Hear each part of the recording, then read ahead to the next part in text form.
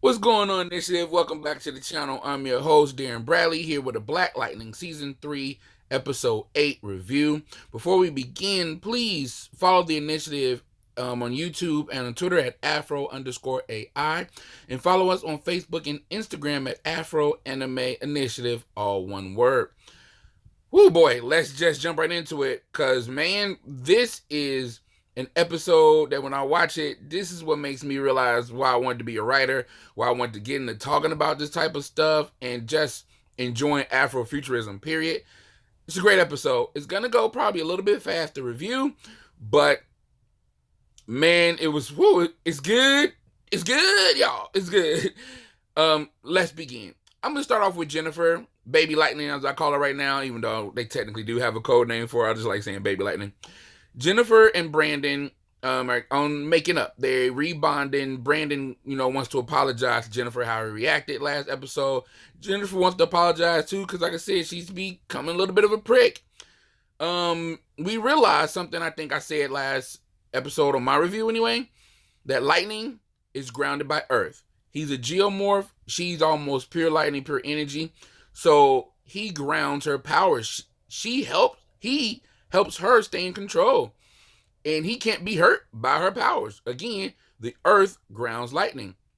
We get into that. That's really cool.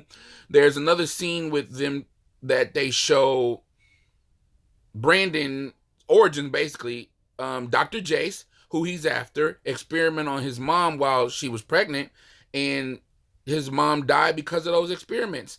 And he got powers from it, but it still hurts. I mean, you kill my mom. So he's been living on his own by himself for, I believe they said, about 13. He was in foster home, so he was 13. He left, and when he found out he could turn coal to diamonds, he was out, ran away, started doing his own thing and hunting down Jace.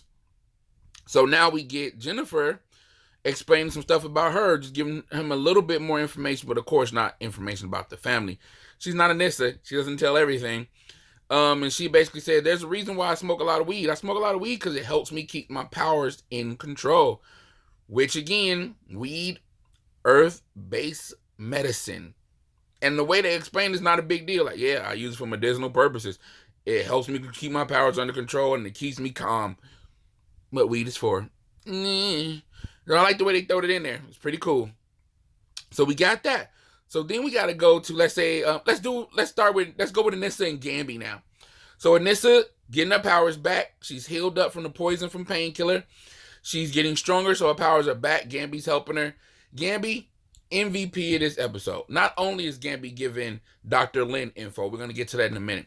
Not only is Gamby healing Anissa, cool. Not only is Gamby finding a way to break through ASA security. Anissa's like, they find out that the ASA is telling the world that Freeland has a SARS epidemic. That's why it's on lockdown. They're not telling them about the metas. They're not telling them about my COVID. They're not even telling them about what's going on with BlackLightning.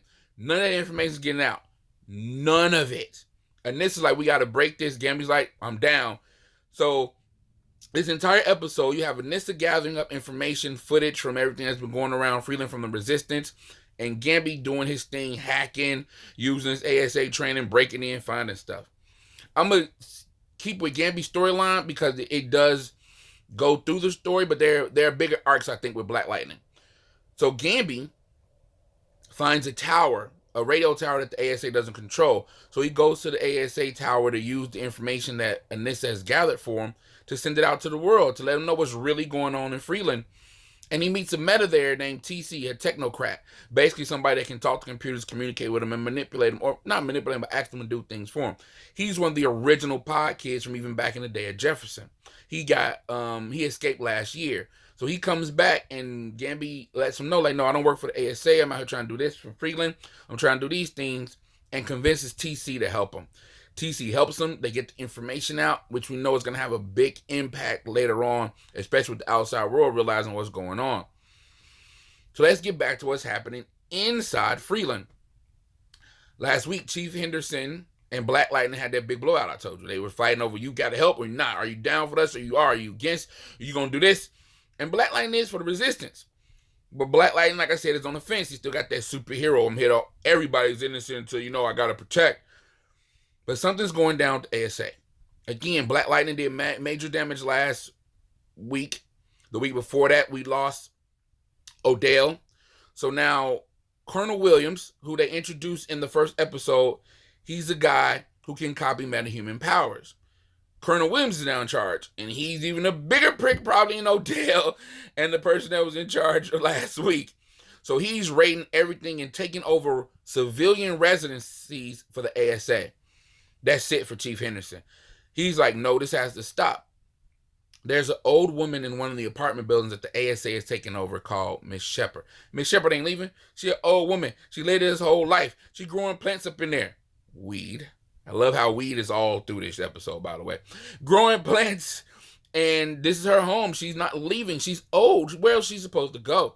So Chief Henderson gathers up the resistance, gathers their arms, calls in Blackbird, or that's going to be something cool in a minute. But calls up Blackbird like, no, this stops here. This is it. No more. We're making a stand. And he goes to get Jefferson at first to help convince the old lady to come out. But Miss Shepherd, the old lady, she talks to Jefferson. It's like, you have to understand, this is not just about right or wrong. Sometimes you just got to stand up for stuff that's for yourself. We can't let people treat us any old way. And that really hits home for Jefferson, especially after a couple of weeks ago, his beat down by the ASA and how he didn't fight back. And she told him that, hey, you chose not to fight back. I'm choosing to stand here. And that sparked something in Jefferson. He suits up in the building as BlackLightning. Don't try to come back out as Jefferson Pierce. Don't try to say, no, Jefferson left, called in Black. He comes out blasting out of the apartment as BlackLightning. And he's like, I'm with this. I'm making a stand. Chief Henderson there with the resistance. The ASA is out there. They start blasting. BlackLightning's protecting the whole building. The ASA is going in. This is what I talk about when Chief Henderson made a call to Blackbird. It's a straight up SOS. All resistance come. This is where we're making our stand. And this doesn't go as Blackbird. Gamby tells her, hey, I think it might be a good time for Thunder to show up. Thunder's back on the side of BlackLightning. Her and Jefferson on the same page. They kick butt. They throw the ASA out of the building, so you know the ASA is pissed. They call in a heavy hitter, Painkiller. We get BlackLightning versus, look at me, I'm messing up. That's how excited I am. We get Thunder versus Painkiller round 2. And it's nice. It's dope. Anissa knows the move, knows what he can do about his touch, but she still don't know it's Khalil until the end of the fight where she punches off his goggles. He takes them off like, what the hell? Well, she punches him in the goggles, I'm sorry. He takes off the goggles and she like, Khalil? He don't respond. He just started fighting again, but she punched him out the building. Just punch him out the building. Colonel Williams is mad like the asset is down. You mean how? How they take him down? Again, it's Anissa. She's smart. She learned from the first encounter not to play with this dude. And now that she knows it's Khalil, she knew what his powers is. She wasn't playing around with him. So Colonel Williams screw this. I'm going to do this. He started copying BlackLightning's powers. He like, oh yeah, I like this. This real power. And Jefferson like, okay, you want to do this? You sure you want to do this? BlackLightning versus Colonel Williams. It takes 1 second. It's a 1 second fight. BlackLightning says, oh, you got all that power coursing to your veins, all that lightning and electricity in your nervous system. I have my suit to help me regulate this stuff. You don't have a suit. Colonel Williams goes down in 1 second. Round 1, he's done. The resistance, BlackLightning and Thunder make a stand for the people of Freeland. The people of Freeland are ready to fight back. They know they got their heroes on their side, the police force on their side, and the resistance on their side. The ASA occupation is look like it's on their last leg unless something happens, unless something goes down. Can't wait for the next episode, even though I think the next episode is the Crisis crossover, but hopefully it doesn't interfere too much with this storyline, because this storyline is revving up and it's dope. I'm loving it. So you probably notice how I haven't mentioned Lynn right now. Dr. Lynn Scott Pierce. And that's because the stuff that you know is laying groundwork for the rest of the year gets real nice right here. Let's go back with Dr. Lynn. Dr. Lynn is, with the ASA. She's left the family. She's working with the ASA. I mentioned that the last couple episodes. Her and Tobias has got a little thing going on. Tobias is manipulating her. He is. So Tobias takes the information that he got from her and was like, "Hey, you know what they doing here to these kids, right?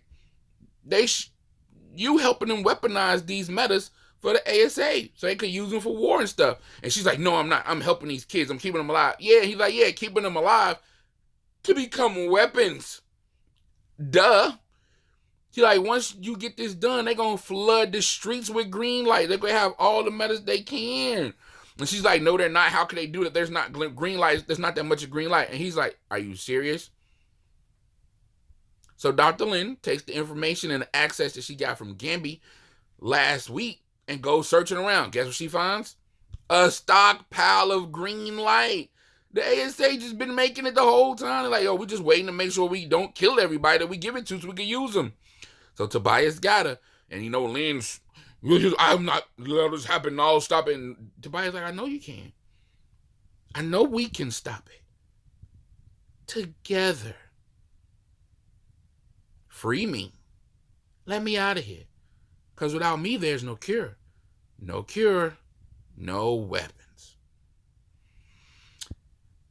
Oh boy. So Dr. Lin, she thinking about it. She says "No, I'm never going to help you or what you're going to do to my family."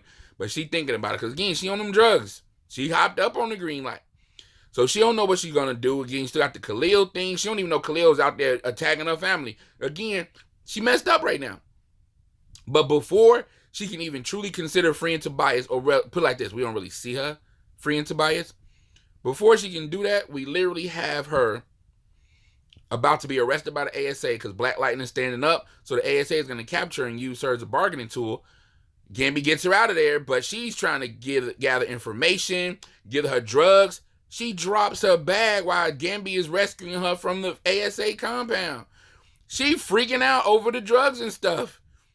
Not over the information she got that could help the people of Freeland and possibly her husband too.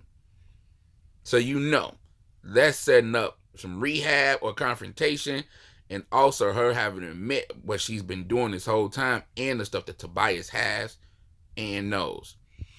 Sometimes setup can be good, and in this case, it was fantastic.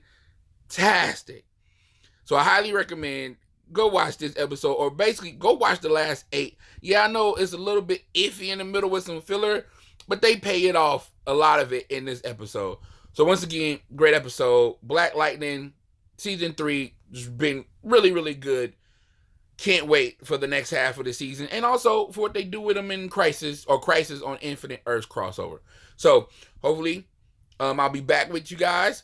Enjoy BlackLightning. And once again, I saw a superhero. He was black. He said this is for the street. BlackLightning's back.